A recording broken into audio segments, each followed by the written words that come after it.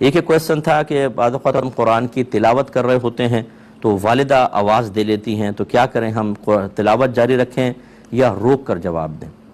دیکھیں، اگر والدہ کی ناراضگی کا اندیشہ ہے، یعنی ان کی دل آزاری ہوگی، ناراض ہوں گی، تو واجب ہے کہ قرآن کی تلاوت روک کر جواب دیں۔ بلکہ علماء نے یہاں تک فرمایا ہے کہ اگر آپ نفل نماز پڑھ رہے ہیں اور والدہ کو نہیں پتہ کہ آپ نماز پڑھ رہے ہیں اور وہ آواز دیں اور آپ کو گمان ہو کہ اگر میں جواب نہیں دوں گا تو والدہ ہرٹ ہوں گی، تکلیف ہوگی، انہیں ذہنی اذیت ہوگی، تو نماز توڑ کر اپنی والدہ کو جواب دیں۔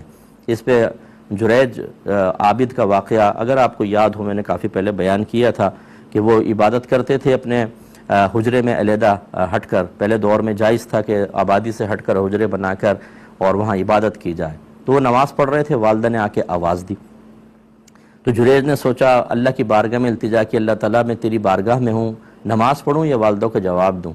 تو ذہن نے فتویٰ یہ دیا کہ نماز جاری رکھیں۔ نماز جاری رکھی، والدہ چلی گئیں، 2-3 دفعہ ایسا ہوا تو والدہ طیش میں آ گئیں اور انہوں نے ان کو بد دعا دی کہ اللہ تعالیٰ یہ اس وقت تک نہ مرے جب تک کسی فاحشہ کا منہ نہ دیکھ لے۔ اب اتنے عابد، لیکن والدہ تھیں، بہرحال بوڑھی تھیں، نکل گیا زبان سے۔ تو کچھ لوگ ان سے حسد کرتے تھے، انہوں نے ایک طوائف کو کہا کہ اس کو کسی طریقے سے گمراہ کرو، اس نے چیلنج قبول کیا، آ کے بہکانے کی کوشش کی، یہ نہیں مانے، متقی پرہیزگار تھے، تو اس نے گناہ کیا، اور جب بچہ پیدا ہوا تو بستی میں لے جا کر کہا یہ جریج کا ہے، اس نے میرے ساتھ برا معاملہ کیا ہے۔ لوگوں نے آ کے مارا پیٹا، ان کا سارا حجرہ گرا دیا۔ تو انہوں نے کہا مجھے تھوڑی بتاؤ تو اسے کیوں مار رہے ہو؟ کہا کہ یہ وجہ ہے۔ انہوں نے کہا اچھا مجھے مہلت دو، میں وضو کر کے نماز پڑھ دوں۔ وضو کی نماز پڑھی، اللہ کی بارگاہ میں عرض کی، اللہ نے الہام فرمایا، آپ نے بچے سے پوچھا کہ بتا تیرا باپ کون ہے؟ اس نے بتایا میرا باپ ایک چرواہا ہے۔ چھوٹے سے بچہ بول پڑا، یہ آپ کی کرامت تھی، یہ ولی تھے اس زمانے کے۔ تو پھر لوگوں نے آپ کو چومنا شروع کر دیا، بوسہ لینا، ہاتھ چومنا، اور پھر آپ کا حجرہ دوبارہ بنایا گیا۔ تو نبی کریم صلی اللہ علیہ وسلم نے اس واقعے کو بیان کر کے ارشاد فرمایا کہ اگر جریج علم رکھتا تو نماز توڑ کر والدہ کو جواب دیتا۔